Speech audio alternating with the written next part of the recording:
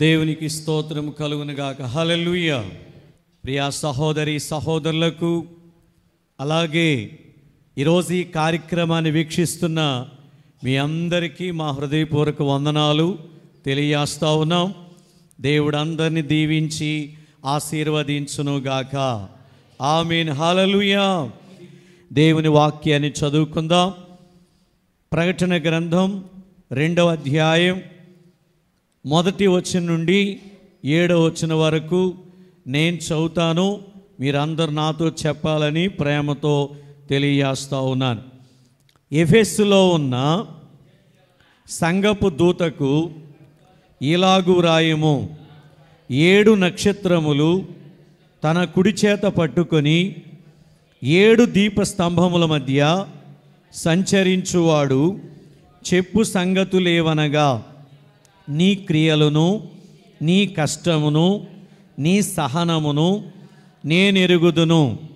నీవు దుష్టులను సహింపలేవనియు, అపోస్తులు కాకయే తాము అపోస్తులమని చెప్పుకుని వారిని పరీక్షించి వారు అబద్ధికులని నీవు కనుగొంటివనియు, నీవు సహనము కలిగి నా నామము నిమిత్తము భారం భరించి అలయలేదనియు నేనెరుగుదును.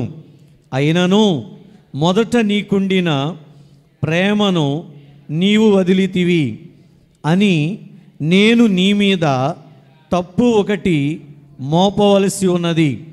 నీవు ఏ స్థితిలో నుండి పడితివో అది జ్ఞాపకం చేసుకొని మారు మనసు పొంది ఆ మొదటి క్రియలను చేయము.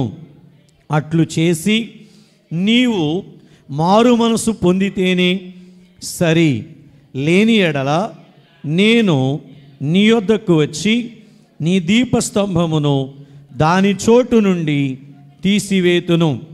అయితే ఈ ఒకటి నీలో ఉన్నది, నికోలాయితుల క్రియలు నీవు ద్వేషించుచున్నావు.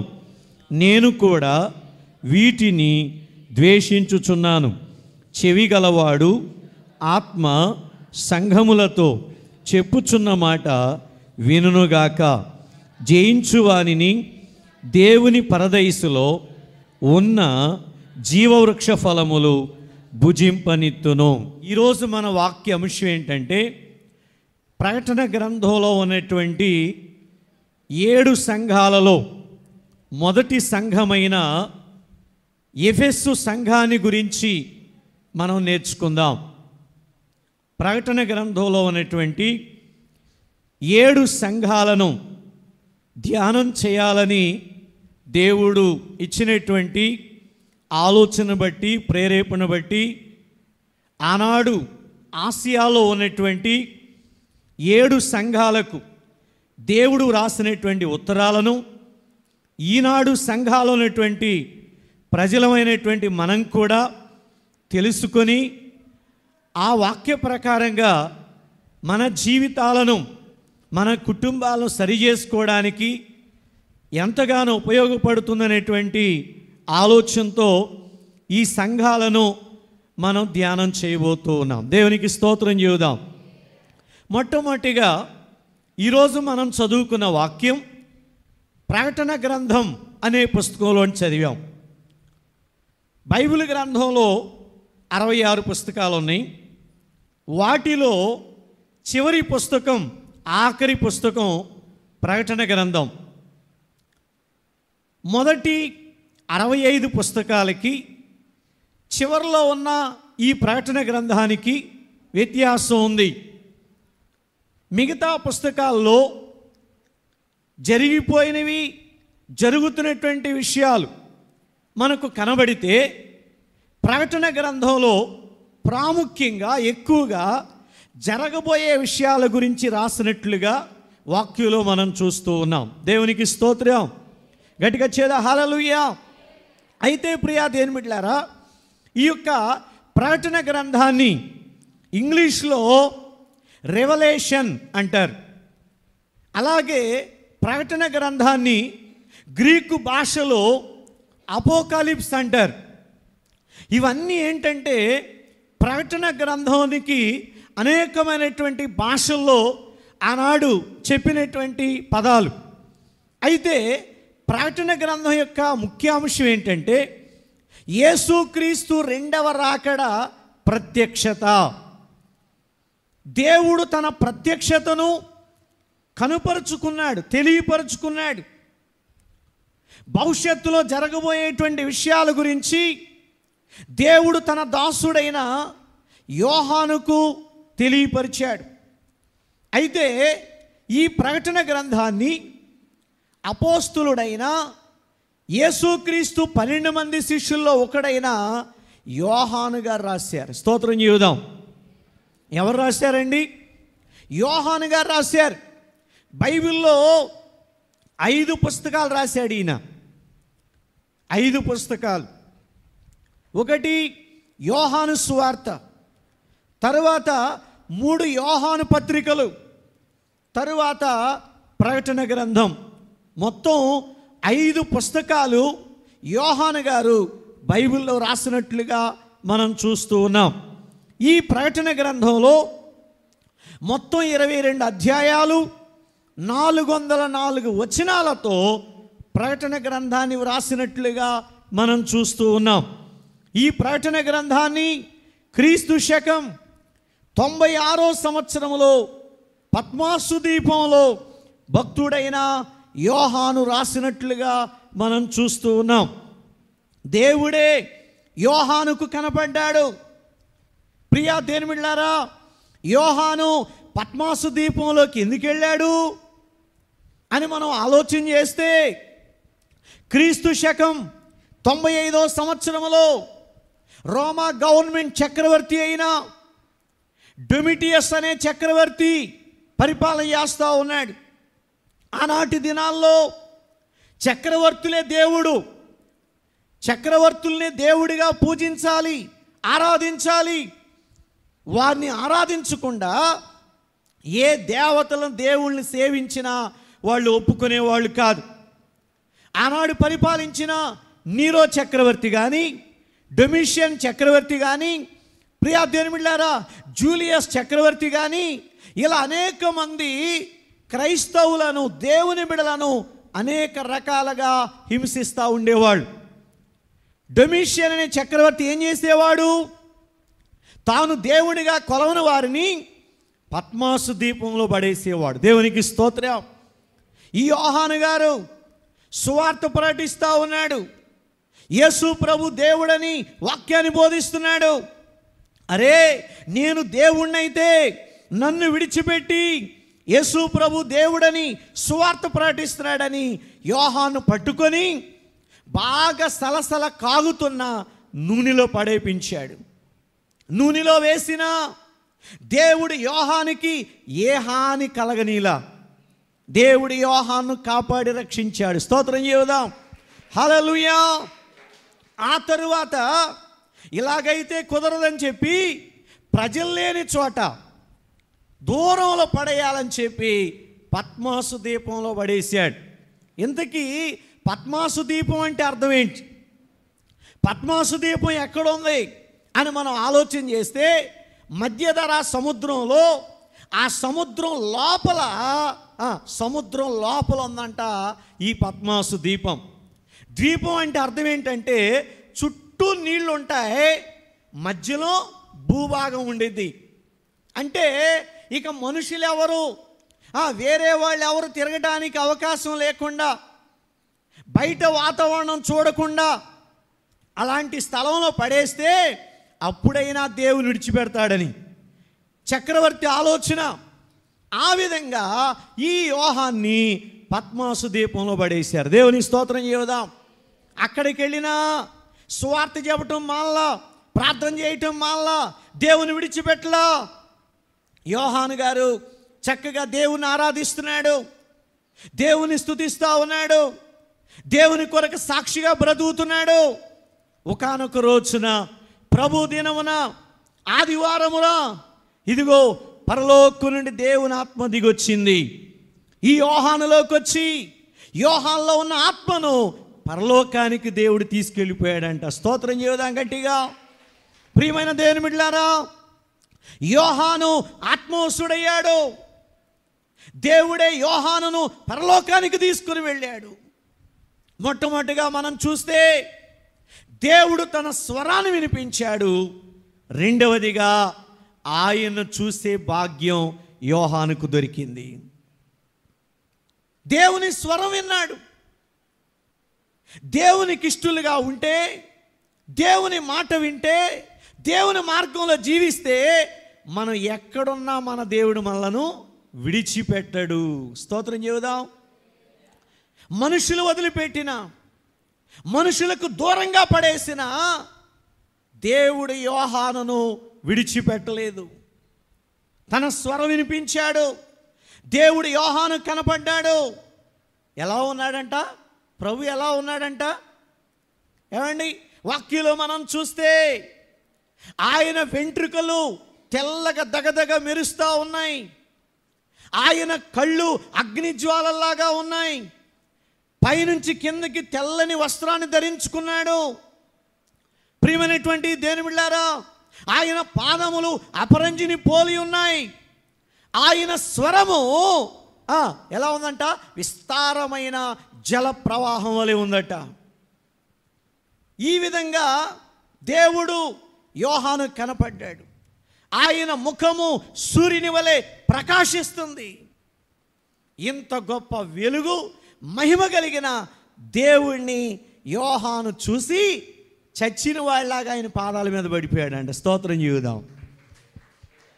వెంటనే ప్రభు ఆయన చేయి చాపి, యోహాను, యోహాను, భయపడొద్దు, నేను మొదటి వాడను, కడపటి వాడను, జీవించువాడను, మృతుడనైతిని గాని ఇదిగో యుగ యుగములు సజీవుడనై ఉన్నాను అని దేవుడు ప్రత్యక్షత ఇచ్చాడు. యోహానుతో మాట్లాడాడు. నీవు చూసిన వాటిని, ఉన్న వాటిని, జరగబోయే వాటిని, నేను చెప్పినవన్నీ కూడా నీవు ఒక గ్రంథాన్ని రాయి అని ఆ రోజు ఆ విధంగా దేవుడు యోహానుకు చూపించిన విషయాలు, జరగబోయే విషయాలను ప్రకటన గ్రంథం అనే పుస్తక రూపంలో మనకు రాసి ఇచ్చినట్లుగా వాక్యంలో చూస్తూ ఉన్నాం. దేవునికి స్తోత్రం చేద్దాం. గట్టిగా స్తోత్రం చేద్దాం. హల్లెలూయా. ప్రియమైన దేవుని బిడ్డలారా, అంతేకాదు భవిష్యత్తులో జరగబోయే విషయాలు, అలాగే ఆసియాలో ఉన్న 7 సంఘాలకు 7 ఉత్తరాలు వ్రాయమని చెప్పాడు. అలాగే సంఘం ఎత్తబడటం, సంఘం విడవబడటం, విడవబడిన వారికి జరగబోయే మహాశ్రమల గురించి తెలియపరిచాడు. ఎత్తబడిన సంఘానికి పరలోకంలో ఎలాంటి బహుమానాలు ఉంటాయో, ఎలాంటి కిరీటాలు ఉంటాయో, దేవుడు వారిని ఏ విధంగా ఆదరిస్తాడో, ఇలా అనేక విషయాలు దేవుడు యోహానుకు తెలియపరిచాడు. అవన్నీ ప్రకటన గ్రంథంలో మనం చూస్తూ ఉన్నాం. దేవునికి స్తోత్రం చేద్దాం. గట్టిగా చేద్దాం. హల్లెలూయా. అయితే ఇప్పుడు అసలు ప్రాముఖ్యమైన విషయంలోకి వద్దాం. దేవుడు ఆనాడు ఆసియాలో ఉన్నటువంటి 7 పట్టణాలకు 7 ఉత్తరాలు రాశాడు. ఎందుకు రాశాడు? అక్కడ పట్టణం ఎలా ఉంది, సంఘం ఎలా ఉంది, అక్కడ ప్రజల యొక్క పరిస్థితులు ఎలా ఉన్నాయి, అన్ని పరిశీలన చేసి దేవుడే ఆ సంఘాలకు ఉత్తరాలు రాసిచ్చాడు. యోహానుకు తెలియపరిచాడు. యోహాను రాయమన్నాడు. రాసి 7 సంఘాలకు ఆ ఉత్తరాలు పంపించమన్నాడు. స్తోత్రం చేద్దాం. ఏంటా 7 సంఘాలు? 1 ఎఫెసు, 2 Smyrna, 3 Pergamum, 4 Thyatira, 5 Sardis, 6 Philadelphia, 7 లవోదికియా. ఈ 7 సంఘాలు, ఈ 7 పట్టణాలు ఆసియా ప్రాంతంలో ఉన్నాయి. వాటికి దేవుడు ఉత్తరాలు వ్రాయమని చెప్పాడు. స్తోత్రం చేద్దాం. అయితే ఆనాడు సంఘాలలో ఉన్న పరిస్థితులు, ఇవాళ ప్రపంచంలో ఎన్ని సంఘాలు ఉన్నాయో, ఎన్ని డినామినేషన్లు ఉన్నాయో, ఎన్ని రకరకాల బోధలు కానీ సంఘాలు కానీ ఎన్ని ఉన్నా కూడా అన్ని సంఘాలకు సరిపోయిన విషయాలు ఈ 7 సంఘాల్లో ఉన్నాయి. చప్పట్లు కొట్టి స్తోత్రం చేద్దాం, గట్టిగా చేద్దాం. హల్లెలూయా, హల్లెలూయా. అయితే ప్రియా దేవుని బిడ్డలారా, ఈరోజు ఈ సంఘాల్లో నుండి కొన్ని ప్రాముఖ్యమైన విషయాలు మనం తెలుసుకుందాం.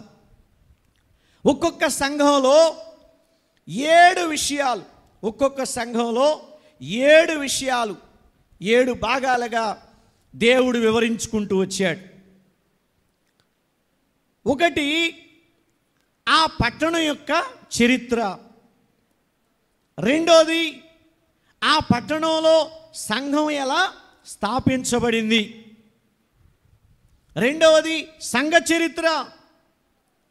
మూడవది, ఆ సంఘానికి ప్రభు ఎలా పరిచయం చేసుకున్నాడు, యేసు ప్రభువులో ఉన్న లక్షణాలు గురించి రాశాడు. నాలుగవది, ఆ సంఘాన్ని మెచ్చుకున్న విధానం. ఐదవది, ఆ సంఘంలో ఉన్న తప్పులు, లోపాలు చెప్తూ ఉన్నాడు. ఆరవది, హెచ్చరిక, నీలో ఈ తప్పు ఉంది, దీన్ని ఇలా సరి చేసుకో. చివరిగా 7వ మాట ఏంటంటే వాగ్దానం. సరి చేసుకుంటే, మార్చుకుంటే, ఇదిగో నీ జీవితంలో ఇలాంటి కార్యాలు చేస్తాను. స్తోత్రం చేద్దాం. ఇలా ఒక్కొక్క సంఘంలో 7 భాగాలు, 7 విషయాలు దేవుడు ఆ యొక్క పట్టణాలకు, సంఘాలకు ఈ విధంగా ఆయన వ్రాసినట్లుగా ఈ ఉత్తరాలను మనం చూస్తూ ఉన్నాం. ఇప్పుడు మనం చదువుకున్నటువంటి మొదటి సంఘమైన ఎఫెసు సంఘాన్ని గురించి తెలుసుకుందాం. స్తోత్రం చెప్పండి, అందరూ గట్టిగా చెప్పండి. హల్లెలూయా. 2 చేతులు ఊపుతూ చెప్పండి, కొంచెం స్వరమెత్తి బిగ్గరగా. హల్లెలూయా. రైట్. ఫస్ట్ సంఘం ఎఫెసు సంఘము. ఎఫెసు సంఘంలో మొదటి మాట, మొదటి భాగం ఏంటంటే ఎఫెసు పట్టణం యొక్క చరిత్ర. ఏంటండి? ఎఫెసు పట్టణం యొక్క చరిత్ర. ఈ ఎఫెసు పట్టణం ఎక్కడుంది? చిన్న ఆసియా ప్రాంతంలో ఉంది. ఆసియా దేశానికి ఎఫెసు ముఖ్యమైన పట్టణంగా కనబడతా ఉంది. ఎఫెసు అనగా కోరబడినది అని అర్థం. ఈ ఎఫెసు పట్టణంలో ఎక్కువగా వ్యాపారం జరుగుతూ ఉండేది. కారణం ఏంటంటే రోమా నుండి రష్యాకు వెళ్ళే దారిలో ఈ ఎఫెసు పట్టణం ఉందంట. ఈ పట్టణానికి సమీపమున హార్బర్ ఒకటి ఉంది, సీ పోర్ట్ అంటారు. దానివల్ల ఎక్కువగా ఈ పట్టణంలో వ్యాపారాలు బాగా జరుగుతూ ఉండేవి. అంతేకాదు ప్రియమైనటువంటి దేవుని బిడ్డలారా, ఎఫెసు పట్టణంలో అర్తెమే దేవి లేక డయానా అనే ఒక దేవత గుడి, పెద్ద గుడి కట్టుందంట. ప్రపంచంలో ఉన్న 7 వింతల్లో అర్తెమే దేవి లేక డయానా అనేటువంటి దేవత గుడి ప్రసిద్ధిగాంచింది. అనగా ఎఫెసు పట్టణానికి చుట్టుప్రక్కల ప్రాంతాల వాళ్ళు అనేక మంది వచ్చి ఆ గుడిలో పూజలు చేసేవాళ్ళు, ఆరాధించేవాళ్ళు ఆ దేవతని. దీని గురించి అపోస్తుల కార్యాల్లో, బైబిల్లో కూడా రాసినట్లుగా మనం చూస్తున్నాం. ప్రియమైన దేవుని బిడ్డలారా, ఆ అర్తెమి దేవత వాళ్ళ నమ్మకం ఏంటంటే సంతానోత్పత్తి దేవతని, కాపాడే దేవతని. ఇలా వాళ్ళు నమ్మకంతో, విశ్వాసంతో అనేక మంది వచ్చి పూజలు చేస్తూ ఉండేవాళ్ళు. అంతేకాదు ఎఫెసు పట్టణంలో 25,000 మంది ఒకే చోట కూర్చునేటువంటి ఒక పెద్ద స్టేడియం కూడా కట్టబడి ఉందంట. స్తోత్రం చేద్దాం. ఇవన్నీ కూడా ఎఫెసు పట్టణంలో ఉన్నటువంటి ప్రాముఖ్యమైన విషయాలు. ఎఫెసీ పట్టణం యొక్క చరిత్ర. పద్మాసు ద్వీపానికి ఉత్తరాన ఎఫెసు పట్టణం ఉంది. ఈ ఎఫెసు పట్టణంలో ఎక్కువగా వ్యాపారం జరుగుతూ ఉండేది. ఈ ఎఫెసు పట్టణంలో అర్తెమి దేవత గుడి, చాలా పెద్ద గుడి కట్టబడి ఉంది. ఇక్కడ అనేక మంది పూజలు చేస్తూ ఉండేవాళ్ళు. ఈ ఎఫెసీ పట్టణంలో పెద్ద స్టేడియం కట్టబడి ఉంది. అనేక మంది అక్కడ కూర్చుని వీక్షించేటువంటి ఓ పెద్ద గ్రౌండ్ అక్కడ ఉన్నట్లుగా మనం చూస్తూ ఉన్నాం. రెండవదిగా మనం చూస్తే ఈ యొక్క ఎఫెసీ పట్టణంలో సువార్త ఎలా వచ్చింది, సంఘం ఎలా స్థాపించబడింది. ఎఫెసీ పట్టణంలో భయంకరమైన ఆరాధనలు, పూజలు జరుగుతున్నాయి కదా. అలాంటి స్థలంలో సంఘం ఎలా స్థాపించబడింది, వాళ్ళకి సువార్త ఎలా వెళ్ళింది, వాళ్ళు ఎలా యేసు ప్రభు నమ్ముకున్నారు, ఈ విషయాలు మనం పరిశీలన చేద్దాం. రెండవ భాగం సంఘ చరిత్ర. అందరూ చెప్పండి, సంఘ చరిత్ర. పౌలు గారు మిషనరీ ప్రయాణాలు చేస్తున్నాడు. రెండో మిషనరీ ప్రయాణంలో అకుల్లా, ప్రిస్కిల్లా ఎవరిళ్ళు? భార్యాభర్తలు. వాళ్ళని తీసుకొని ఎఫెసీ పట్టణానికి వచ్చాడు. వాళ్ళని అక్కడ విడిచిపెట్టి ఈయన మరలా యెరూషలేముకి వెళ్ళిపోయాడు. వీళ్ళిద్దరు భార్యాభర్తలు ఎఫెసీ పట్టణంలో కనపడిన వాళ్ళందరూ సువార్త చెప్పారంట, వాక్యం చెప్పారు. అలా ఆ భార్యాభర్తల ద్వారా, అకుల్లా ప్రిస్కిల్ల ద్వారా దేవుడు కొంతమందిని రక్షించుకున్నాడు. ఇద్దరు భార్యాభర్తలు త్యాగం చేశారండి. మనమే కమ్మ తిని నిద్రపోతున్నాం, లేకపోతే ఆ పని ఈ పని ఆటపాట హాయిగా గడిపేసుకుంటున్నాం. మనం నమ్ముకున్నాం చాలు అనుకుంటున్నాం. కానీ వీళ్ళు అలా కాదు. అకుల్లా ప్రిస్కిల్లా పౌలు గారి కొరకు, సంఘం కొరకు, సేవ కొరకు, దైవజనుని కొరకు వాళ్ళ ప్రాణాలు త్యాగం చేశారు. ప్రాణాలు త్యాగం చేశారు. ఎఫెసులోకి వచ్చి సువార్త చెప్పి అనేకులను దేవుని బిడలుగా తయారు చేశారు. మూడో మిషనరీ ప్రయాణంలో మళ్ళీ పౌలు గారి వీళ్ళ దగ్గరకు వచ్చాడు. ఎఫెసీ పట్టణానికి వచ్చాడు. తురాను అనే ఒక పాఠశాల తీసుకున్నాడు. 4 గంటల స్కూల్ అయిపోద్దిగా, అక్కడి నుంచి 6 గంటల దాకా ఖాళీ టైంలో ఆ స్కూలు అద్దెకి తీసుకొని అనేక మందిని సమకూర్చి పౌలు గారు వాక్యం చేయటం ప్రారంభించాడు. ఆశ్చర్యం, ఆసియా దేశంలో చుట్టుపక్కల వాళ్ళు, యూదులేమి గ్రీసు దేశస్తులేమి అనేక మంది వచ్చి అక్కడికి వచ్చి వాక్యం విన్నారు, వాక్యం నేర్చుకున్నారు. అలా వచ్చిన వాళ్ళు ఎఫఫ్రా వచ్చాడు. ఇంకా చాలామంది వచ్చారు. చాలామంది భక్తులు వచ్చారు. ప్రియమైనటువంటి దేవుని బిడ్డలారా, ఒనేసిము, ఫిలోమోను, ఇంకా చాలామంది భక్తులు పౌలు గారి దగ్గర వాక్యం నేర్చుకుని వాళ్ళున్న ప్రాంతాలకు వెళ్ళి సంఘాలు కట్టేశారు. స్తోత్రం చేద్దాం, గట్టిగా చేద్దాం, హల్లెలూయా. ప్రియా దేవుని బిడ్డలారా, పౌలు గారి ద్వారా ఆ సంఘం ఇంకా బలపడింది, ఆ సంఘం ఇంకా స్థిరపడింది. తరువాత వాళ్ళు అక్కడ తిమోతిని కొన్నాళ్ళు సేవ చేయటానికి పెట్టారు. తిమోతి తర్వాత యోహాను గారు కూడా ఎఫెసులోకి వచ్చి ఈ ఎఫెసులో బ్రతికినంతకాలం ఆయన సేవ చేశాడు. యేసు ప్రభు తల్లి అయిన మరియమ్మ యోహానుకు అప్పగించాడు యేసయ్య. వాళ్ళిద్దరు కూడా ఈ ఎఫెసులోనే చనిపోయి సమాధులు చేయబడ్డారట. స్తోత్రం చేద్దాం, గట్టిగా చేద్దాం, హల్లెలూయా. ఎఫెసీ పట్టణంలో మొదటగా అకుల్లా ప్రిస్కిల్లా సువార్త చెబితే, పౌలు ద్వారా సంఘాన్ని స్థిరపరిస్తే, తిమోతి ద్వారా కొన్ని నెలల పాటు దేవుడు ఆ సంఘాన్ని నడిపించాడు. తరువాత యోహాను గారి ద్వారా ఆ సంఘాన్ని దేవుడు నడిపించాడు. ఈ విధంగా సంఘ చరిత్ర, దేవుడు తన భక్తులను ఈ ఎఫెసు ప్రాంతంలో, ఈ సంఘంలో ఈ విధంగా దేవుడు తన సేవకులను వాడుకున్నట్లుగా చూస్తూ ఉన్నాం. స్తోత్రం. గట్టిగా చేద హల్లెలూయా. ఎఫెసు పట్టణం గురించి విన్నాం. రెండోది ఎఫెసులో సంఘం ఎలా స్థాపించబడిందో విన్నాం.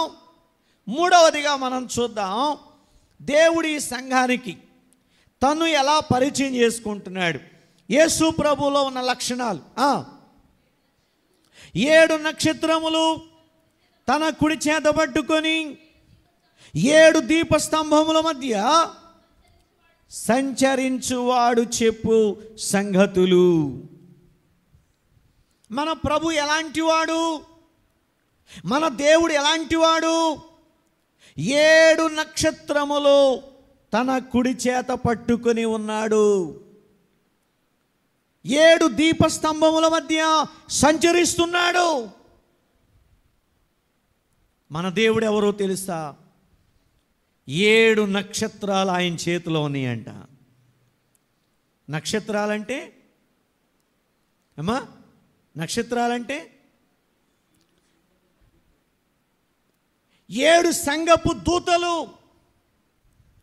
7 నక్షత్రాలంటే మరొక అర్థం, ఈ ప్రపంచం ఆయన చేతిలో ఉంది. చప్పట్లు కొట్టి స్తోత్రం చేద్దాం. 7 నక్షత్రాలు తన కుడి చేత పట్టుకున్నాడు. ప్రపంచం ఆయన చేతిలో ఉంది. ఈ ప్రపంచం యేసయ్య చేతిలో ఉంది.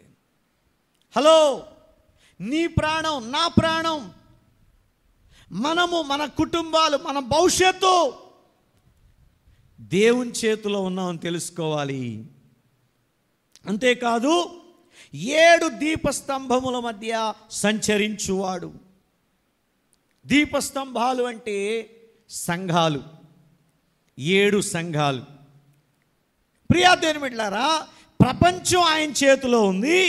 అలాగే ఆయన తన బిడల మధ్యలో, సంఘము మధ్యలో సంచరించేవాడు. స్తోత్రం చేద్దాం.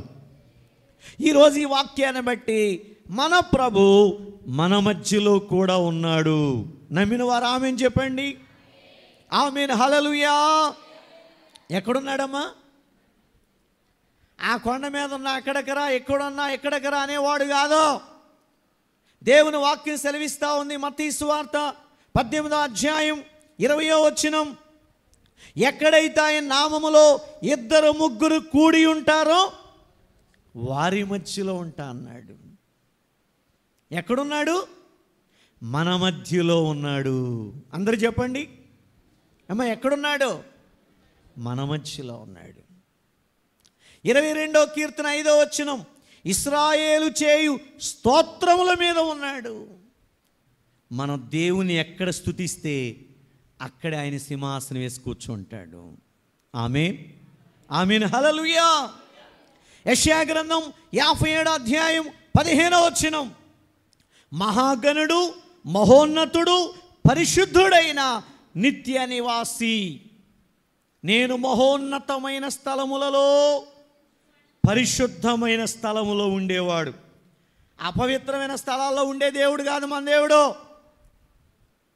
ఎవరైతే పరిశుద్ధులుగా ఉంటారో, ఏ స్థలం పరిశుద్ధంగా ఉంటుందో అక్కడ ఆయన ఉంటా అన్నాడు. మనం పరిశుద్ధులుగా ఉంటే మనలో ఉంటాడు ఆయన. ఆ క్రింద వచనాల్లో, వినయము గల వారి యొద్దను, దీన మనస్సు గల వారి యొద్దను నేను నివాసము చేతును. వినయం గలవాళ్ళు, దీనులు, తగ్గించుకునేవాళ్ళు, అదిగో వాళ్ళ దగ్గర ఉంటాడండి యేసయ్య. గర్విష్ఠుల దగ్గర, కోపిష్ఠుల దగ్గర, చెడు మార్గంలో జీవించే వాళ్ళు యేసయ్య ఉండడు. మనం ఎంత పరిశుద్ధులుగా ఉంటే, ఎంత తగ్గించుకుంటే అంతగా ప్రభు మనలో జీవిస్తాడంట. స్తోత్రం చేద్దాం. గట్టిగా చప్పుడు కూడా హల్లెలూయా. కనుక మన ప్రభు ఎవరో తెలుసా? ప్రపంచం ఆయన చేతిలో ఉంది. ఆయన మనతో ఉండే దేవుడని ఈరోజు ఆయన మనకు పరిచయం చేసుకుంటున్నాడు. సహోదరి, సహోదరుడా, నా కుమారుడా, నా కుమార్తె, నీవు నా చేతిలో ఉన్నావు, అది మర్చిపోవద్దు. నీవు నా చేతిలో ఉన్నావు, నేను నీతో ఉన్నాను, జాగ్రత్త అని ప్రభు తెలియపరుస్తున్నాడు. నెక్స్ట్ నాలుగో విషయం మనం చూస్తే, ఈ సంఘాన్ని దేవుడు ఎలా మెచ్చుకుంటున్నాడో చూద్దాం. ఎలా మెచ్చుకుంటున్నాడు? నీ క్రియలను, నీ కష్టమును, నీ సహనమును నేను ఎరుగుదును. వినాలి, ఎఫెసు సంఘాన్ని దేవుడు మెచ్చుకుంటున్నాడు. ఎఫెసులో ఉన్న సంఘస్థులారా, మీ క్రియలంటే పనులు, మనం చేసే పనులు దేవుడు చూస్తున్నాడు. మనం చేసే పనులు మనుషులు చూడకపోవచ్చు, ఇంట్లో వాళ్ళు చూడకపోవచ్చు. ఎవరు చూస్తున్నారంట? చెప్పండమ్మా, ఎవరు చూస్తున్నారు? దేవుడు చూస్తున్నాడు. తర్వాత నీ కష్టము, నీ సహనము నేను ఎరుగుదును.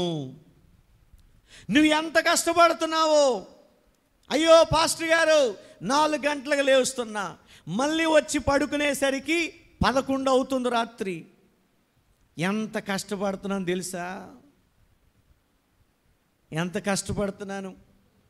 నువ్వు ఎంత కష్టపడుతున్నావో అయ్యగారు తెలియపోవచ్చు, కానీ దేవునికి తెలుసు. ప్రతి ఒక్కరు చెబుతారు, అయ్యా నా కష్టం, నా ప్రయాస అంతెంత కాదయ్యా. వాక్యం అంటుంది, నీ కష్టాన్ని నీ ఇంట్లో వాళ్ళు చూడలేదేమో, నీ కష్టాన్ని దేవుడు చూస్తున్నాడంట. స్తోత్రం చెబుదాం. నువ్వు ఎంత ప్రయాసపడుతున్నావో, ఎంత కష్టపడుతున్నావో, ఎంత సహనం కలిగి ఉన్నావో. ఈ సంఘస్థులు ఎలాంటి వాళ్ళు చూడండి, ఇటు చూడాలి. ఈ సంఘస్థులు ఎలాంటి వాళ్ళు? వాళ్ళ క్రియలు, వాళ్ళ కష్టం, వాళ్ళ సహనం చాలా గొప్పదంట. స్తోత్రం. మరి నీలో సహనం ఉందా? నీలో ఓర్పు ఉందా? ఆ సంఘస్థులు చాలా మంచివాళ్ళండి. క్రియలు గల సంఘం, కష్టపడే సంఘం, సహనం గల సంఘం, చాలా మంచి లక్షణాలు వీరిలో ఉన్నాయి. దేవుడు మెచ్చుకుంటున్నాడు. ఎవరైనా అబద్ధ బోధకులు వచ్చి వాక్యాన్ని తప్పుగా బోధిస్తుంటే, దేవునికి వ్యతిరేకమని ఏవైనా చెబుతుంటే, ఈ సంఘస్థులు ఒప్పుకునేవాళ్ళు కాదంట. అపోస్తులు కాకుండా అపోస్తులమని బోధించిన, దుర్బోధలు తీసుకొచ్చినా వీళ్ళు సహించేవాళ్ళు కాదు, వీళ్ళు ఓర్చుకునేవాళ్ళు కాదు, వాళ్ళు చెప్పింది వీళ్ళు వినేవాళ్ళు కాదు. ఇది మంచా చెడా అని పరిశీలన చేసే సంఘం అంట. స్తోత్రం చెప్పండి. హల్లెలూయా. ఎవరేది చెప్తే దాన్ని పట్టుకుని పొలోమంట పరిగెత్తం కాదు సంఘం అంటే. ఇది సత్యమా కాదా, ఇది మనం చేయొచ్చా చేయకూడదా, పరిశీలన చేయాలి. ఈ సంఘస్థులంట పరిశీలన చేస్తున్నారు. వీళ్ళకి ఇంత తెలివి ఎక్కడిది, ఇంత జ్ఞానం ఎక్కడి నుంచి వచ్చింది? ఈ సంఘానికి బోధించిన సేవకు మామూలు కాదు. ఎవరు? పౌలు గారి బోధన్నారు వీళ్ళు, తిమోతి బోధన్నారు, యోహాను గారి బోధన్నారు. పెద్ద పెద్ద సీనియర్ సేవకుల బోధ, వాక్యం నేర్చుకున్నారు కనుక దుర్బోధలంటే వీళ్ళు ఒప్పుకోరు. వాక్యానికి వ్యతిరేకంగా చెప్తే వీళ్ళు అంగీకరించరండి. స్తోత్రం చెప్పండి గట్టిగా, గట్టిగా చేదా హల్లెలూయా. కనుక దేవుడు ఇంతగా ఈ సంఘాన్ని మెచ్చుకుంటున్నాడు. మూడో విషయం ఏంటంటే, వీళ్ళలో నికోలాయుతుల బోధనలను కూడా ద్వేషిస్తున్నారు. ఒకటి, వాళ్ళ క్రియలు, వాళ్ళ కష్టము, వాళ్ళ సహనాన్ని దేవుడు చూస్తున్నాడు. 2, అపోస్తులు కాకుండా, బోధకులు కాకుండా దుర్బోధలు బోధించే వారిని వీళ్ళు పరిశీలన చేస్తున్నారు. 3, నికోలాయితుల బోధనలను కూడా ద్వేషిస్తున్నారు ఈ సంఘస్థులు. నికోలాయితు ఎవడు? ఆదిమ సంఘంలో 7 సంఘ పెద్దలు నిర్ణయించారు. ఉన్నారు కదండి, స్టెఫను, ఫిలిప్పు, ప్రొకోరు, నికానోరు, తిర్మెనాసు, అంతియొక్క వాడైన నికోలస్. ఆ నికోలస్సే ఈ నికోలాతు. ఒకప్పుడు సంఘ పెద్ద, ఒకప్పుడు వాక్యాన్ని బాగా ఎరిగినవాడు. రాను రాను రాను రాను దుర్బోధనలో చేరి, ఏమండి, ఇతడు అనేక మందిని, సంఘస్థులను చెడగొడుతున్నాడు. ఈ సంఘం ఆ బోధనలు కూడా ఒప్పుకోవట్లేదు, ద్వేషిస్తుంది. స్తోత్రం చేద్దాం. సంఘమా, వాక్యం వింటున్నారు, వాక్యం నేర్చుకుంటున్నారు. ఏ బోధ పడితే ఆ బోధ వినొద్దు, ఎక్కడ పడితే అక్కడికి వెళ్ళొద్దు. జాగ్రత్త,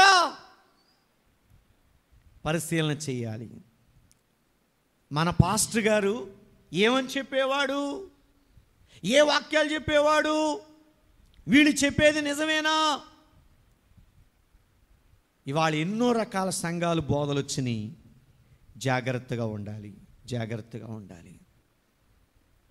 నెక్స్ట్, 5వ మాట, ఈ సంఘంలో ఉన్న తప్పు ఏందో చూద్దాం. 5వ భాగం, ఈ సంఘంలో ఉన్న తప్పు చదవమ్మా. అయినను మొదట నీకుండిన ప్రేమను నీవు వదిలితువని నేను నీ మీద తప్పు ఒకటి మోపవలసి ఉన్నది. దేవుడు మెచ్చుకున్న వాళ్ళలో మంచి క్రియలు ఉన్నా వాళ్ళలో తప్పు కనపడిందంట. ఎఫెసీ సంఘస్థుల్లో ఒక లోపం కనపడింది దేవుడికి. ఇక్కడ కూర్చున్న మనలో కూడా నాలో ఏ తప్పు లేదండి, ఒక్క తప్పు కూడా లేదన్న వాళ్ళు ఉన్నారా? లేదు. ఏదో తప్పు, ఏదో ఒక లోపం ప్రతి మనిషిలో కనబడతా ఉంది. ఆనాడు ఎఫెసీ సంఘంలో ప్రభు పరిశీలన చేస్తే ఒక తప్పు కనపడిందంట. ఏంటా తప్పు అంటే, మొదట ఉన్న ప్రేమను కోల్పోయారు. అందరూ చెప్పండి మీరు కూడా ఈ మాట. మొదట ఉన్న ప్రేమను విడిచిపెట్టారు అనండి. లేకపోతే హలో చెప్పాలి. మొదటి ఉన్న ప్రేమను చెప్పండి అయ్యా. మొదట ఉన్న ప్రేమను కొంచెం గట్టిగా. దాన్ని ఇంకా ఏమన్నారు? తొలి ప్రేమ. సినిమా కాదండి, స్తోత్రం. తొలి ప్రేమ అంటే మొదటి ప్రేమ. మొదట ఉన్న ప్రేమనంట వాళ్ళు విడిచిపెట్టారంట. ప్రారంభంలో యేసు ప్రభు నమ్ముకున్న కొత్తలో దేవుడంటే ఎంత ప్రేమ, దైవజనుడంటే ఎంత ప్రేమ, తోటి విశ్వాసం అంటే ఎంత ప్రేమ. ఇప్పుడు ఆ ప్రేమ ఉందా? ఇప్పుడు ఆ భయం ఉందా? ఇప్పుడు ఆసక్తి ఉందా? మాట్లాడరే. హల్లెలూయా. రాను రాను రాను రాను చల్లారిపోతున్నారు, తప్పిపోతున్నారు, జారిపోతున్నారు, విడిచిపెట్టేస్తున్నారు. ప్రియా సంఘమా, ప్రారంభంలో ఏ ప్రేమను కలిగి ఉన్నావో, ప్రారంభంలో ఏ ఆసక్తిని కలిగి ఉన్నావో, ప్రారంభంలో ఎలాంటి భయం కలిగి జీవించావో, మరొక్కసారి హెచ్చరిస్తున్నాడు. మారు మనసు పొంది ఆ మొదటి ప్రేమ మరలా తెచ్చుకో. స్తోత్రం. గట్టిగా చెప్పండి హల్లెలూయా, హల్లెలూయా. ఇవాళ సంఘాల్లో ప్రేమ చల్లారిపోతుంది. ఎఫెసులో ఉన్న సంఘం మొదటి ప్రేమను కోల్పోయారు. ఏమండి, ఈ లోకంలో అనేక రకాల ప్రేమలు ఉన్నాయి. చెప్తారా? ఏ ప్రేమ? తల్లిదండ్రుల ప్రేమ, భార్యాభర్తల ప్రేమ, అన్నదమ్ముల ప్రేమ, అక్క చెల్లెండ్ర ప్రేమ, బంధువుల ప్రేమ, స్నేహితుల ప్రేమ, అలాగే దేవుని ప్రేమ. వీటన్నిటిలో ఏ ప్రేమ గొప్పది? అందరూ చెప్పండి, ఏ ప్రేమ గొప్పది? ఒక ఆయన పాట రాశాడు. ఏమని రాశాడు? తల్లిదండ్రుల ప్రేమ నీడవలే గతించును, భార్యాభర్తల ప్రేమ వికసించిన ప్రేమ పుష్పము, బంధుమిత్రుల ప్రేమ వెలుగుచున్న ప్రేమ దీపము. ఇప్పుడు చూద్దాం. తల్లిదండ్రుల ప్రేమ అంట నీడ వలె గతించిపోయిద్దంట. నీడ ఎలా ఉండిద్ది? నీడ ఎలా ఉండిద్ది? ఇక్కడ నుంచున్నాం, ఇప్పుడు ఇక్కడే ఉంది, జస్ట్ ఒక 2-3 నిమిషాలకి వెళ్ళిపోతూ ఉంటుంది. భార్యాభర్తల ప్రేమ వికసించిన ప్రేమ పుష్పం సాయంత్రానికి వాడిపోతుంది. బంధుమిత్రుల ప్రేమ నూనెన్నంత కాలమే, డబ్బున్నంత కాలమే, అన్నీ బాగుంటారే, నువ్వు మావాడు వేరు, హలో నువ్వు ఎవరు అనుకుంటున్నా, మా చుట్టానివే, స్తోత్రం. ఎవరు చుట్టవే? చెప్పండమ్మా, ఎవరు చుట్టం నువ్వు? మావాడివే, నావాడివే. అది కాస్త వెళ్ళిపోయినాక చెప్పండి, బాగోపోతే చూచే దిక్కు లేదు, పలకరించే దిక్కు లేదు, సాడు పరిగెత్తారు, నా వాళ్ళే మా వాళ్ళు అన్నోళ్ళంతా. అందుకే అన్నాడు, వెలుగుచున్న ప్రేమ దీపం నూనె ఉన్నంత కాలమే, నూనె అయిపోయినాక ఆరిపోయేది. స్తోత్రం జీవితం. కానీ యేసయ్య ప్రేమ, యేసయ్య ప్రేమ తరతరాలు నీతో ఉండే ప్రేమ. గట్టిగా ఒకరోజు ఒక అమ్మాయి ఒక అబ్బాయి ప్రేమించుకున్నారు, పెళ్లి చేసుకుందాం అనుకున్నారు. అమ్మాయి ఏందంట, ఏమయ్యో నిన్ను పెళ్లి చేసుకోవాలంటే మీ ఇంట్లో మన ఇద్దరం తప్ప ఎవరు ఉండకూడదు అందంట. స్తోత్రం చేద్దాం. అప్పటికే వాళ్ళ నాన్న చనిపోయాడు అనుకుంటా, వాళ్ళ అమ్మగారు ఉంది. ఇప్పుడు ఎవరు ఉండకూడదు? వాళ్ళ అమ్మ ఉండకూడదు. ఇప్పుడు ఈ అమ్మాయి ఆ అబ్బాయిని పెళ్లి చేసుకోవాలంటే ఇప్పుడు ఈడేం చేయాలి? మాట్లాడేంటమ్మా, కొంచెం చెప్పడమ్మా గట్టిగా. వాళ్ళ అమ్మని చంపేయాలి. ఇప్పుడు వీడు ఆ అమ్మాయి మాట వినాలని, పెళ్లి చేసుకోవాలని ఇంటికి వెళ్ళాడు. ఇంటికి వెళ్తే వాళ్ళ అమ్మ కూరగాయలు కోస్తుందంట. కూరగాయలు కోస్తున్న కత్తి తీసుకుని పొడిచి తల్లి గుండెకాయ కోసుకుని భార్యకు చూపిద్దామని బయలుదేరి వెళ్తున్నాడు. భార్యకు చూపిద్దామని,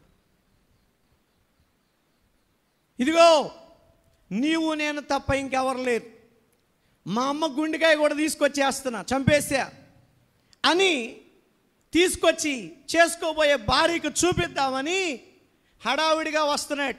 వస్తుంటే ఈలోపు ఎదురు రాయి, ఒక రాయి అడ్డుగా తగిలింది కాలుకి. ఎదురు దెబ్బ తగిలి ముందు పడ్డాడంట. దేవుని స్తోత్రం. ముందు పడంగానే ఆయన చేతిలో ఉన్న, చెప్పండి, తల్లి గుండెకాయ చావు బతుకుల్లో ఉంది, కొద్ది క్షణాల్లో చావబోతుంది. చచ్చిపోతూ కూడా తల్లి అంటుందంట, ఒరే నానా కొడుకా, దెబ్బ ఏమైనా తగిలిందా? దెబ్బ ఏమైనా తగిలిందా?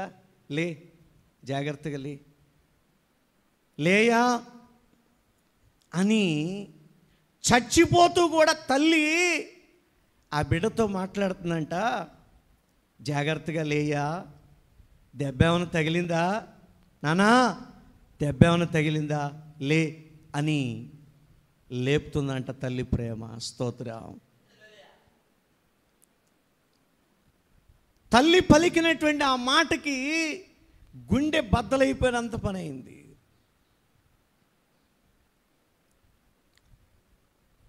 ఎందుకు ఈ కథ, ఈ స్టోరీ చెప్పారంటే ఇది నిజంగా జరిగిన స్టోరీ ఏనట. తల్లి ప్రేమ ఎంత గొప్పదో వర్ణించడానికి దీన్ని భక్తులు రాశారు, చెప్తా ఉన్నారు. కారణం, నిన్ను కని పెంచి పెద్ద చేసిన ఆ తల్లి ప్రేమ ఎంత గొప్పదో సమాజం తెలుసుకోవాలి, బిడ్డలు తెలుసుకోవాలి. గట్టిగా చెప్పులు కొడదాం హల్లెలూయా. తల్లి ప్రేమ ఎంత గొప్పదో ఆ స్టోరీలో చెప్తున్నాడు. తల్లి చచ్చిపోతున్నా కూడా తన బిడ్డ క్షేమం కోరుకునేదే నిజమైన తల్లి. పుట్టంగానే చెప్పండి అమ్మా, పుట్టంగానే పాలిచ్చి పెంచి నువ్వు ఏడుస్తున్నా, కేకలు పెడుతున్నా, అలుగుతున్నా, కావాల్సింది ఇచ్చి, నీ కోరికలు తీర్చి, నిన్ను పెంచి పెద్ద చేసేది నీ తల్లి. నీ నాన్నెవరో, నీ చెల్లి ఎవరో, నీ తమ్ముడు ఎవరో, నీ అన్న ఎవరో, నీ తాత ఎవరో, నీ బంధువులు ఎవరో, అందరినీ పరిచయం చేసేది నీ తల్లి. అందుకే ఫస్ట్ టీచర్, ఫస్ట్ గురువు ఎవరో? అమ్మే. అమ్మే. అమ్మ చెబితే నీకు ఏం తెలిసినాయి? 4-5 సంవత్సరాలు ఇవన్నీ చెప్పి మోసింది. 5వ సంవత్సరం మాస్టర్ దగ్గరికి పంపించింది. స్తోత్రం. ఇంకా ఆడకెళ్తే ఇంకా లోక జ్ఞానం తెలిసిదిరా నాన్న, ఇంకా అనేక విషయాలు నేర్చుకుంటావు, నీ జీవితం నువ్వు ఎలా బ్రతకాలో, నీ భవిష్యత్తు ఇంకా మంచి స్థితిలోకి వెళ్ళాలంటే మరొక గురువు దగ్గర పంపిస్తున్నానని మాస్టర్ దగ్గర పంపిస్తుంది. హల్లెలూయా చెప్పండి. అక్కడ తాను ఇక చదువుకుని తాను ఏ ఉద్యోగం చేయాలో, ఎక్కడికి వెళ్ళాలో తన భవిష్యత్తు అలా మారిపోతుంటుంది. అంతేకాదండోయ్, తల్లి ప్రేమ ఎంత గొప్పదో చెబుతా ఉన్నాడు. నీకు బాగోపోతే తల్లికి బాగోనట్లే. స్తోత్రం. ఎక్కడో ఉండి అమ్మా జ్వరం వచ్చిందమ్మా అంటే ఇక్కడ దుప్పుడు కప్పుకోవాల్సి వస్తుంది. స్తోత్రం చెప్పండి.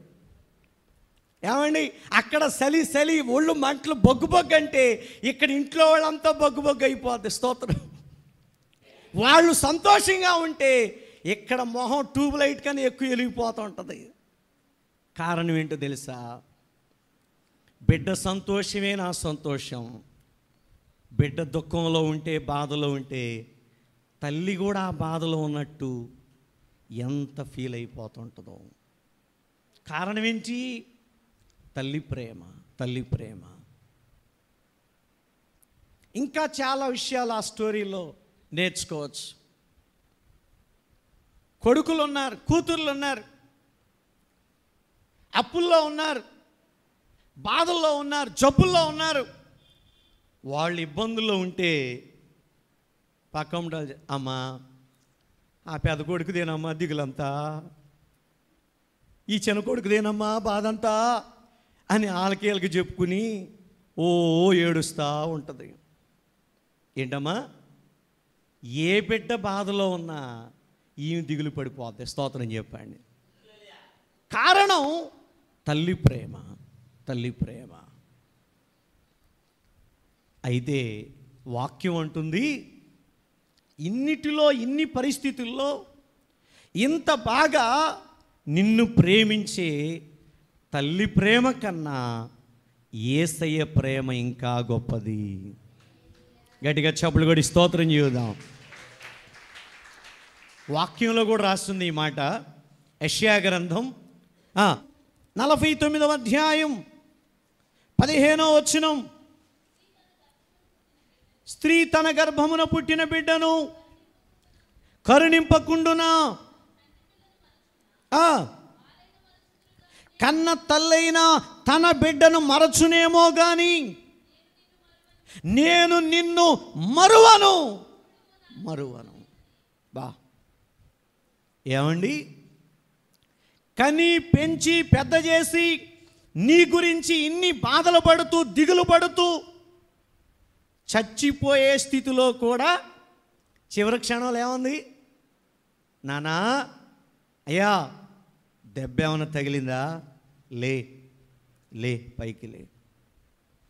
ఎప్పుడు తాను చచ్చిపోతున్న తన బిడ్డ క్షేమాన్ని చూస్తున్న తల్లి ఒకరోజు మరిచిపోయే పరిస్థితి వచ్చిందట. కానీ నిన్ను నన్ను మనను సృష్టించిన దేవుడు మర్చిపోయేవాడు కాదు. హల్లెలూయా చూద్దాం గట్టిగా. ఆయన మర్చిపోయేవాడు కాదు. ఆయన ప్రేమ చాలా గొప్పది. ఈ లోకంలో ఉన్న ఈ ప్రేమలన్నీ, ఈ సహవాసాలన్నీ కొద్ది కాలమే. యేసయ్య ప్రేమ తరతరాలు ఉండేటువంటిది. హల్లేలూయా చేద్దాం గట్టిగా. అందుకనే భక్తుడు రాశాడు ఏమని, తల్లి అయిన మరచునేమో నేను నిన్ను మరువను, చూడుము నా అరచేతులలో నిన్ను చెక్కియున్నాను.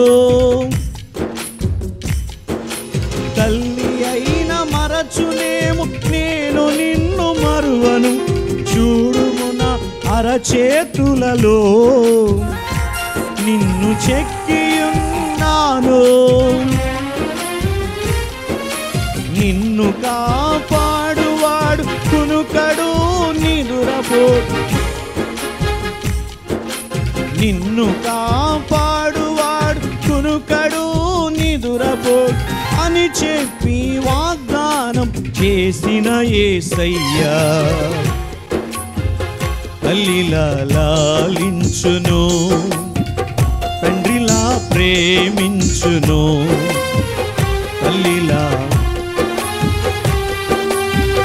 తండ్రిలా ప్రేమించును. ముదిమి వచ్చు వరకు ఎత్తుకొని ముద్దాడును, చంక పెట్టుకొని కాపాడును యేసయ్యా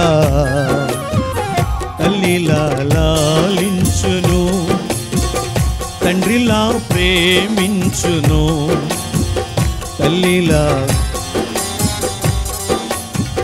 తండ్రిలా ప్రేమించును. హల్లెలూయా.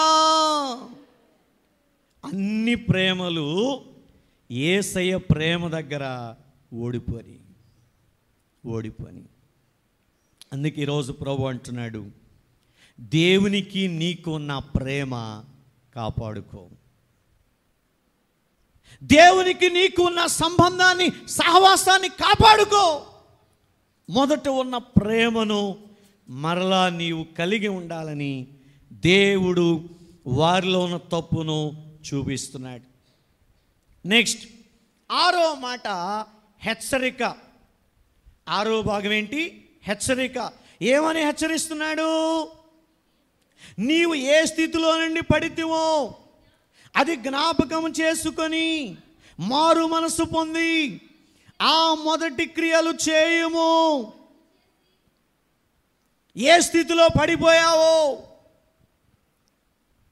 ఎక్కడ పడిపోయావో, ఎక్కడ జారిపోయావో, తొలగిపోయావో ఒక్కసారి జ్ఞాపకం చేసుకో, ఒక్కసారి గుర్తు చేసుకో.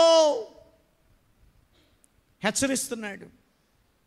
మారు మనసు పొందు, జ్ఞాపకం చేసుకో. బైబిల్లో కూడా చాలామంది పడిపోయారు. ఈ సంఘం ప్రేమలో పడిపోయారు, ప్రేమను కోల్పోయారు. బైబిల్లో మోషే కాని మాట పలికాడంట, అంటే మాటల్లో పడిపోయాడు. చెప్పండి అందరూ, ఎక్కడ? మాటల్లో. ఏమండి, యేసు ప్రభు నమ్ముకున్నావు, బాప్తీసం తీసుకున్నావు, బల్లారాధనలో పాల్గొంటున్నావు, బూతులు తిట్టకూడదని తెలుసు, చెడ్డ మాటలు పలకూడదని తెలుసు. ఇక్కడ మందిరంలో ఎంత బాగా మాట్లాడతారు, ఎంత బాగా జాగ్రత్తగా ఉంటారు. ఇంటికి వెళ్తే తెలుస్తుంది తడాక, పొలంలోకి వెళ్తే తెలుస్తుంది వాళ్ళ మాటలు. స్తోత్రం చెప్పండి. నిజమేనా? ఏమ్మాయి, నిజమేనా?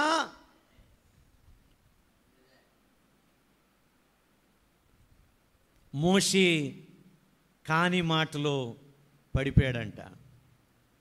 చిన్న మాట కోసం కానానికి చేరలేకపోయాడే, చిన్న మాట. మరి మనం ఎన్ని బండబూతులు తిడుతున్నాం? భర్తను తిడుతున్నావా? భార్యను తిడుతున్నావా? పిల్లల్ని తిడుతున్నావా? పక్కముటోళ్ళని తిడుతున్నావా? అందరిని తిడతామేనా? ఎప్పుడు మారుతావమ్మా? ఎప్పుడు మారుతావయ్యా నువ్వు? హలో, మోషే ఒక్క చెడ్డ మాట మాట్లాడితేనే పరలోకం కానాను లేదన్నాడే, మరి మనకు పరలోకం ఉందా?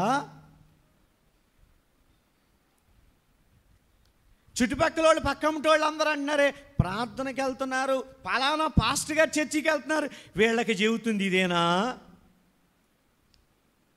ఎవరికి అవమానం? దేవుడికి అవమానం, దైవజనునికి అవమానం. ఈరోజు ఎఫెసీ సంఘాన్ని హెచ్చరించిన దేవుడు నిన్ను కూడా హెచ్చరిస్తున్నాడు. ఒకళ్ళ కోసం చెప్పడు దేవుడు, ఒకళ్ళ కోసం చెప్పడు పాస్టర్ గారు, అందరి కోసం చెప్తున్నా. నాకు కూడా దేవుడు చెబుతున్నాడు, ఒకవేళ నేనేదైనా చెడ్డ మాటలేమని పలుకుతున్నానా, నా నోటిని నేను కాచుకోవాలి, నీ నోటు నువ్వు కాచుకోవాలి. 39వ కీర్తన 1వ వచనంలో దావీదేమన్నాడు? నా నాలుకతో పాపము చేయకున్నట్లు నా నోటికి చిక్కం పెట్టుకున్నాను, చిక్కం పెట్టుకున్నాను. కాస్త నోరు అదుపులో పెట్టుకోండి. తొందరపడి బూతులు చెడ్డ మాటలు మాట్లాడమాకండి. సంగమా, రక్షించబడ్డావు, నీవు దేవుని కుమారుడవు, కుమార్తెవు. నీ మాటలు జాగ్రత్తగా. మాటలు పడిపోయావా? మాటల్లో తప్పిపోతున్నావా? కాపాడుకో. 2, దావీదు పాపంలో పడిపోయాడు, పాపంలో పడిపోయాడు. దైవజనుడు వచ్చి గద్దిస్తే, నాతాను ప్రవక్త గద్దిస్తే దేవుని దగ్గరకు వచ్చి క్షమాపణ కోరుకున్నాడు. అయ్యా, నేను పాపినయ్యా, నన్ను క్షమించు అని. సంసోను పాపంలో పడిపోయాడు. ఇలా అనేక రకాలుగా పడిపోయారు, మరలా వాళ్ళ జీవితాలను సరిచేసుకున్నారు. ఈరోజు వాక్యం అంటుంది. ఇంకా మనం చూస్తే గెహాజీ, ఆకాను ధనం విషయంలో, దోపుడు సొమ్ము విషయంలో పడిపోయారు. వాళ్ళు కుష్ఠరోగాలు తెచ్చిపెట్టుకున్నారు, చావు తెచ్చిపెట్టుకున్నారు. జాగ్రత్త, వ్యర్థమైన వాడి జోలికి పోమాక. దేవునికి వ్యతిరేకమైన వాటిని పడిపోవద్దు. ఒకవేళ పడిపోయావా, మాటల్లో, చూపుల్లో, పాపంలో, క్రియల్లో ఎక్కడ పడిపోయావో జ్ఞాపకం చేసుకో, జ్ఞాపకం చేసుకో. బైబిల్లో తప్పిపోయిన కుమారుడు తండ్రి ఇంటిని కోల్పోయాడు, వెళ్ళిపోయాడు. ఎప్పుడు గుర్తొచ్చాడు? ఎప్పుడు గుర్తుకొచ్చాడు తండ్రి? పందులు తినే పొట్టు తినే పరిస్థితి. ఆకలి ఆకలి ఆకలి తట్టుకోలేక పందులు తినే పొట్టు తిందాం అనుకున్నాడంట. అది కూడా తినడానికి అవకాశం కుదరలా. అప్పుడు గుర్తొచ్చాడు, అయ్యో అయ్యో, నా తండ్రి అంటే ఎంతోమంది పనోళ్ళు కమ్మగా పని చేసుకుని తిని బతుకుతున్నారే, నా బతుకిట్ట తగలడింది ఏంటి? నేను ఎందుకు ఇంత దరిద్రతను అనుభవిస్తున్నాను? అయ్యా, నీ కొడుకని అనిపించుకుంటానికి కూడా యోగ్యుని కాదు, నీ పనోళ్ళలో పనోడుగానే పెట్టుకోమని అడుగుదామని తప్పు తెలుసుకొని జ్ఞాపకం చేసుకొని తిరిగి వచ్చాడంట. తిరిగి వస్తే తండ్రి ఏమన్నాడు? ఛీ, దరిద్రుడా, పనికి మాలడా, పోరా అన్నాడా? అలా ఎదురు చూస్తున్నాడు, ఎప్పుడు వస్తాడా, ఎప్పుడు వస్తాడా. దేవుని ఆశ నీవు మరలా తిరిగి ఆయన దగ్గరికి రావాలని, మార్చుకోవాలని, నీ బ్రతుకు మార్చుకో, నీ జీవితం మార్చుకోవాలి. ప్రేమతో కౌగిలించాడు, చేర్చుకున్నాడు. రే, నిన్ను పనోడుగా నేనెంతో పెట్టుకుంటా, నువ్వు నా వారసుడు రా, నువ్వు నా బిడ్డవని చేర్చుకున్నాడండి. స్తోత్రం చెబుదాం. ఎన్ని రోజులైందో స్నానం చేసి, శుభ్రంగా స్నానం చేయమన్నాడు, కొత్త బట్టలు కట్టమన్నాడు, మంచి పార్టీ చేశాడు. స్తోత్రం. ప్రియా దేవుని బిడ్డ, ఎక్కడ పడిపోయావో, ఏది కోల్పోయావో జ్ఞాపకం చేసుకో, మారు మనసు పొందు, తిరిగి దేవుని దగ్గరకు రమ్మని ప్రభు పిలుస్తున్నాడు. హల్లెలూయా. చివరి మాట వాగ్దానం. 7వ మాట, 7వ భాగం ఏంటి? వాగ్దానం. ఈ సంఘానికి దేవుడు వాగ్దానం చేస్తున్నాడు. జయించు వానికి దేవుని పరదైసులో ఉన్న జీవవృక్ష ఫలములను భుజింపనిత్తును. ఇదిగో ఈ లోకంలో ఉన్న వాటన్నిటిని నువ్వు జయిస్తే, తిన్నా తినకపోయినా, ఉన్నా లేకపోయినా, దేవుని కోసం బ్రతికితే, దేవుని కొరకు నువ్వు జీవిస్తే, పరలోకములో జీవవృక్ష ఫలాలతో దేవుడు మనం తృప్తిపరుస్తాడంట. జయించాలంటున్నాడు. జయించాలి. చాలామంది ఓడిపోతున్నారు. జయించండి, దేవుని కోసం నిలబడండి. ఈ లోకంలో అన్నీ జయిస్తే పరలోకంలో పరదైష్యులో జీవవృక్ష ఫలాలు. ఎందుకు ఆ ఫలాలు? అవి తినేవాడికి ఇక చావు లేదు. తరతరాలు, యుగయుగాలు మన ప్రభువుతో పాటు శాశ్వత కాలము జీవించేటువంటి ఆ గొప్ప భాగ్యం దేవుడు మనకిస్తాడు. చక్కని వాగ్దానం చెప్పాడు, చక్కని వాగ్దానం. నువ్వు ఈ లోకంలో ఉన్న వాటిని జయించు. తుచ్చమైన వాటి కోసం ఆశపడమాక, వ్యర్థమైన వాటిని తింటానికి పరుగులెత్తమాక. అవి మానుకుంటే అక్కడ నీకు జీవవృక్ష ఫలాలు ఉన్నాయి. వాటి కోసం ఎదురు చూద్దాం. దేవుడు చేసే వాగ్దానం మనం స్వతంత్రించుకుందాం. ఇలా ఈ సంఘంలో ఈ 7 విషయాల ద్వారా దేవుడు వారితో మాట్లాడాడు. ఎఫెసు సంఘానికి ఉత్తరాన్ని రాసి పంపించాడు. సరి చేసుకోండి, జాగ్రత్తగా ఉండండి. ఈరోజు మనతో కూడా ప్రభు మాట్లాడుతున్నాడు. మనలో ఉన్న లోపాలేంటో, తప్పిదాలేంటో, ఎక్కడ పడిపోయామో, ఏది పోగొట్టుకున్నామో దాన్ని సరి చేసుకుందాం. మారు మనసు పొందుదాం. దేవుని మాట విందాం. దేవుడిచ్చే వాగ్దానాన్ని సంపాదించుకుందాం. దేవుని రాజ్యాన్ని సంపాదించుకుందాం. దేవుడి మాటలు దీవించునుగాక. ఆమేన్.